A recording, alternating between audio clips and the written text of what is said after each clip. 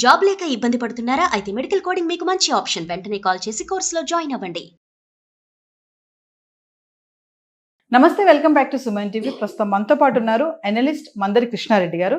సార్తో మాట్లాడదాం. నమస్తే సార్. నమస్తే అమ్మా.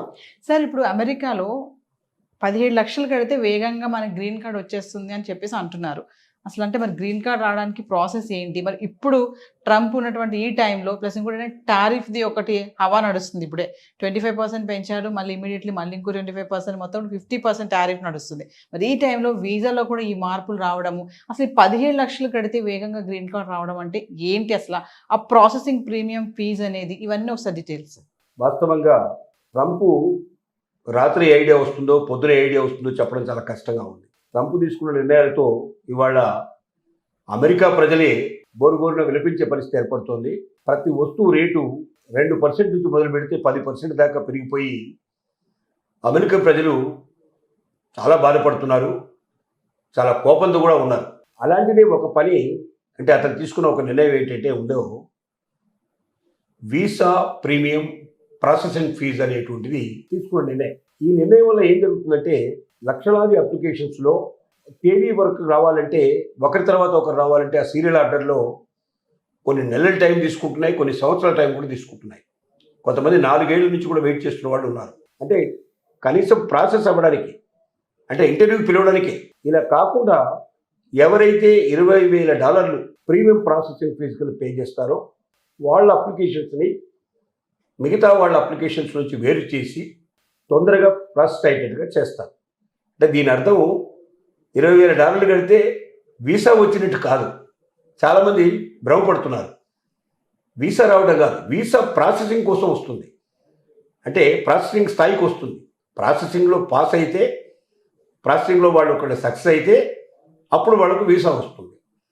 ఒకవేళ సక్సెస్ కాకపోయినా ఫెయిల్ అయినా ఈ $20,000 తిరిగి ఇవ్వరు. ఇది ప్రాసెస్ చేసినందుకు మాత్రమే ఖర్చు కింద ఈ డబ్బు తీసుకుంటారు తప్ప ప్రాసెస్కి వీసా రావడానికి సంబంధం లేదు. కాబట్టి $20,000 వీసా వచ్చినా రాకపోయినా అమెరికా గవర్నమెంట్కు మనం పే చేసుకున్నట్టే లెక్క. అంటే ఏదో ఒక రూపం లోపల వలసదారులని, అంటే ఇతర దేశాల నుంచి తమ దేశానికి రావాలనుకుంటున్న వాళ్ళ దగ్గర నుంచి డబ్బు పిండడానికి ట్రంప్ వేసినటువంటి మరొక ఎత్తుగడైంది. దీనివల్ల కోట్ల రూపాయలు ఆదాయం వస్తుందని నమ్మకం. అంటే వేల మంది కడతారు, లక్షల మంది కూడా కట్టినా ఆశ్చర్యపడాల్సిన అవసరం లేదు. అలా 4-5 లక్షల అప్లికేషన్స్లోంచి 1,00,000 అప్లికేషన్స్ ఒకవేళ ప్రాసెసింగ్కి వచ్చినా 1,00,000 ఇంటూ $20,000 చొప్పున అంత ఆదాయం అమెరికాకు వచ్చే అవకాశం ఉందనే ఉద్దేశంతో తీసుకున్న నిర్ణయం.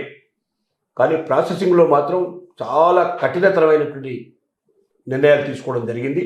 ఒక వ్యక్తి యొక్క చరిత్ర మొత్తం సోషల్ మీడియా అంతా కూడా చెక్ చేసి ఆ సోషల్ మీడియా ద్వారా ఎక్కడైనా సరే అమెరికా దేశాన్ని అవమానపరుస్తూ కానీ, అమెరికాకు స్నేహపూర్వకమైన దేశాన్ని అవమానపరుస్తూ కానీ, ఎక్కడైనా అతనిలో కొంచెం విప్లవాత్మకమైన భావాలు ఉన్నట్టు అనిపించినా, అతను రేపొద్దున అమెరికాకి ఏదైనా విద్రోహం తలపెట్టే అవకాశాలను అనిపించినా, ఏ రకమైన భావం వాళ్ళకు కనిపించినా నిర్దాక్షిణ్యంగా వీసాని వాళ్ళు రద్దు చేసే ప్రమాదం ఉంది.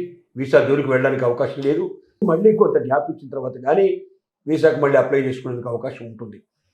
అంటే ఈ $20,000 ప్రాసెసింగ్ ఫీజు చెల్లించే వాళ్ళు తొందరగా తమకు ప్రాసెసింగ్ పూర్తవుతుంది, తొందరగా తమ అప్లికేషను వీసా కోసం వాళ్ళు పిలుస్తారు, ఇంటర్వ్యూకి పిలుస్తారు అనే నమ్మకంతో చేసుకునే పని ఇది. ఇంటర్వ్యూలో సెలక్షన్ అనేది ఈ డబ్బుకు ఏ రకమైన సంబంధం లేదు. ఇది పొరపడబడాల్సిన, ఎవరైనా $20,000 కడితే నాకు వీసా వచ్చేస్తుందన్న ఆశతో డబ్బు కడితే ఆ డబ్బు మాత్రం తిరిగి ₹1 రాదు. వీసా రాకపోయినా ఆ డబ్బు ఇవ్వరు. కాబట్టి దాన్ని దృష్టిలో పెట్టుకొని పే చేయగలిగే కెపాసిటీ ఉన్న వాళ్ళు ఎవరైనా ఉంటే పే చేసుకుంటే మంచిది తప్ప దీనివల్ల మాత్రం అదనంగా వీసాకు మాత్రం రాదనే విషయం గ్రహించాలి ప్రతి ఒక్కరు. ఏది ఏమైనా ట్రంప్ చేసే మార్పుల్లో ఇదొక మార్పు. కొత్త మార్పులకు శ్రీకారం చుడుతున్నాడు. వలసదారులతో ఆటాడుకునే ప్రయత్నం చేస్తున్నాడు. దీనివల్ల లక్షలాది మంది, కోట్లాది మంది చాలా బాధపడుతున్నారు.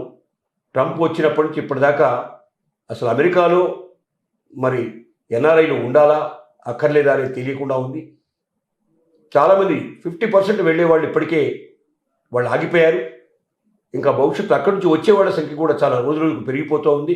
మరి ఈ పరిస్థితుల్లో అమెరికాకు వెళ్ళి ఎవరైతే వెళ్ళదలుచుకున్నారో అమెరికాకి వాళ్ళందరూ కూడా స్వతంత్రంగా తమ చదువుకోగలిగే పరిస్థితులు ఉన్నవాళ్ళు మాత్రమే వెళ్ళాలి. అక్కడ ఉద్యోగాలు చేసి సంపాదించి నేను అక్కడ చదువుకుంటానని ఆశపడేవాళ్ళు మాత్రం అమెరికా వైపు వెళ్ళారు అంటే వాళ్ళు అరెస్ట్ అయ్యే ప్రమాదం ఉంది. ఎందుకంటే యూనివర్సిటీ జాబ్స్ తప్ప బయట జాబ్ చేయడానికి వీలు లేదు. యూనివర్సిటీలో కొద్దిమందికే జాబ్ దొరుకుతాయి తప్ప మిగతా వాళ్ళకి దొరకవు.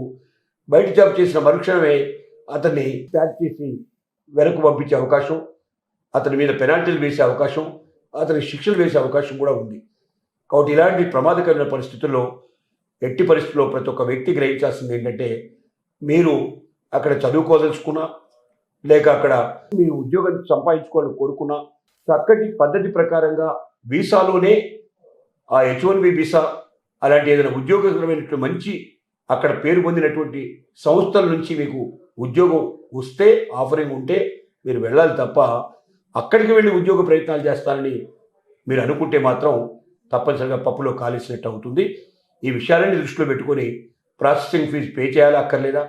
ప్రాసెసింగ్ ఫీజు పే చేసినంత మాత్రంలో వీసా రావడం కాదు, కానీ తొందరగా ప్రాసెసింగ్ పూర్తవుతుంది, వీసా వస్తుందో రాదో బయటపడుతుంది. అంతవరకు మాత్రమే ఆలోచించుకొని ముందుకు వెళ్ళాల్సిందిగా మనం విజ్ఞప్తి చేస్తున్నాం.